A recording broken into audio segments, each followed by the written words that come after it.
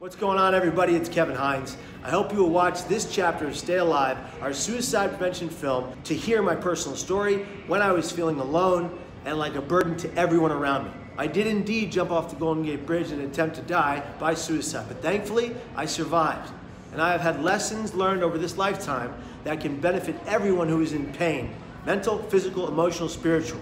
It's about finding that unconditional love, that care and empathy, and I hope you will watch or click here.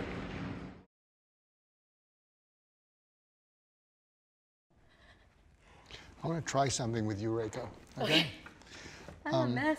No, you're gonna. This is a 5-tissue question, so trust me on this one. So I'm going to tell you an anecdote, and then tell me if you can relate to it. So years ago, there was a woman that I was mentoring, and she's a force of nature. She's an amazing performer. She gets all kinds of things done, and I think she's running towards things, but she's running away from something. So if you know that energy, that sometimes when you just feel a lot of energy, you seem to be running towards something, but there's a part of you that's running away from something. So I was with her, and I said, I know something, I know what you're most afraid of. I said, you're not afraid of criticism, judgment, or being controlled. You don't like those, but you're pretty defended against them because you deal with them every day. And I said, do you know what you're really afraid of? And she said, what? And I said, what you're really afraid of is being unconditionally, emotionally, psychologically safe and loved, and there's nothing you can do to earn it, and there's nothing you can do to lose it. And she looked at me, and she went, whew. And she collapsed on the couch. She started crying. And she cried for about 5 minutes. And then she got up, and I said, what was that about? She said, you just hit a nerve. She said, I've never known that. I don't know what it's like to feel unconditionally, emotionally, psychologically safe and loved, and I don't have to do anything for it. And she said, and the pain, and the pain of not having it, the pain of sweeping all the things under the rug that I, as a little girl, couldn't cope with because I was just a little girl and I didn't have the right parents. She said, she says, I don't know what you just did, but can you relate to any of that? Yeah, wow. Completely. My mother is my role model. She, we used to have everything and we lost everything. It's, it's such a broad brush way to say it, but it's what happened to us. And she's such a strong person, like a samurai, very stoic, Japanese strong person. She was the person that never gave up on me. And one thing about and I'm sure you can relate with you get so tired of trying to keep her happy. She says that she is so happy when I'm happy. Parents will say that, but I still, even coming from my mother, who supposedly unconditionally loves me, I don't believe it.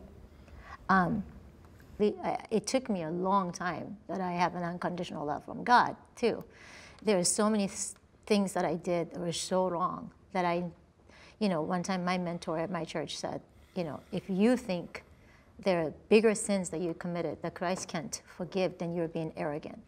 I never heard anybody put it like that, and I just, that's when I realized, then I have to surrender. Yes, I'm forgiven, but in this earth, I feel I am never good enough for my mother, for all that she has done for me and sacrificed for me. I feel like I have to keep trying and trying and trying hard. And I think it's coming from the, challenged self-worth. I'm getting better. I am getting better. Good. I am. But there's a time where I had just so little to none self-worth. So I'm going to help you with that right now. Okay. Look at me. Okay, I'm your mother. You hate feeling that you disappointed me or you were a burden to me. And you feel like you can never make that good. And here's what you need to know. You were never a disappointment or a burden, you were a responsibility. And until you have children, you will not know the difference. You know, if you were the neighbors, maybe you would have been a disappointment, but you're my daughter. And you're a responsibility, and that's what family's about. So you're not a burden. I love having the responsibility of you as my daughter. And as far as a disappointment, you're not that either. In fact, I'm amazed. And if you dwell on this and you're beating yourself up with it and think you're still a burden, put a sock in it.